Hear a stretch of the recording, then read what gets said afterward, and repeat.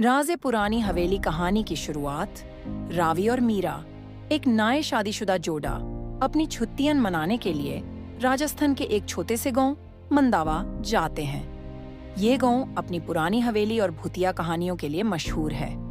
रावी और मीरा एक होटल में रुकते हैं, जहां उन्हें होटल के मालिक श्याम से शैतान की हवेली के बारे में पता चलता है। श्याम कहता है कि वो हवेली राजा भूपिंदर सिंह की थी, जो अपने परिवार के साथ एक रात अचानक गायब हो गया था। गांव के लोग मानता है कि हवेली में भूत प्रेत हैं और रात को वहां जाना मना है। बीच का घटनाक्रम। पहला दिन। रावी और मीरा शैतान की हवेली का राज जाने के लिए उत्सुक होते हैं। दोनों दिन के समय हवेली देखने जाते हैं और वहां की खूबसूरत कलाकारी और विरासत को देखकर प्रभावित होते हैं। मीरा को हवेली के एक पुराने लॉकर में एक डायरी मिलती है। डायरी पढ़ते वक्त उन्हें पता चलता है कि राजा के दुश्मन ने खजाना छुपाने के लिए उनका खून किया था। दूसरा दिन। उस रात रावी को हवेली से कुछ अजीब आवाजें सुनाई देती हैं। वो बिना मीरा को जगाए वहां जाते हैं और दीवार पे खून के निशान देखकर डर जाते हैं। वापस आके वो मीरा को सब बताते हैं और दोनों मिलकर डायरी को ध्यान से पढ़ते हैं। डायरी में खजाना के क्लूज दिए हुए होते हैं। तीसरा दिन।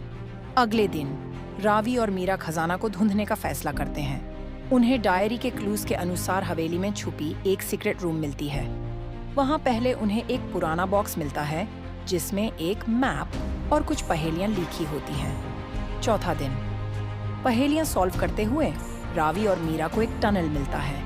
टनल में हर मोड़ पर नए चैलेंजेस और भयानक चीजें होती हैं। एक जगह उन्हें पुराने राजा के परिवार की आत्माओं के रूप में डरावनी तस्वीरें दिखती हैं, जो उन्हें वापस जाने के लिए कह रही होती हैं। लेकिन रवि और मीरा हिम्मत नहीं हारती। कहानी का क्लाइमैक्स। रवि और मीरा फाइनली टनल के अंत में पहुंच जाते हैं। वहां उन्हें एक बड़ी सी दरवाजा मिलती है, जो एक सीक्रेट कोड से खुलती है। कोड को सॉल्व करते ही दरवाजा खुल जाती है और उन्हें एक बड़े खजाने का कमरा मिलता है। उस कमरे में उन्हें सिर्फ सोना और हीरे ही नहीं, बल्कि राजा भूपिंदर सिंह के परिवार की लाश भी मिलती है। जैसे ही वो खजाना हाथ लगाते हैं, पूरी हवेली हिलने लगती है और एक रोशनी का घेरा बन जाता है। राजा भूपिंदर सिंह और उनका परिवार आत्मा रूप में प्रकट होती हैं और रावी और मीरा को धन्यवाद देते हैं। वो आत्मा अब मुक्ति पाके स्वर्ग लोक जाती हैं। अंत।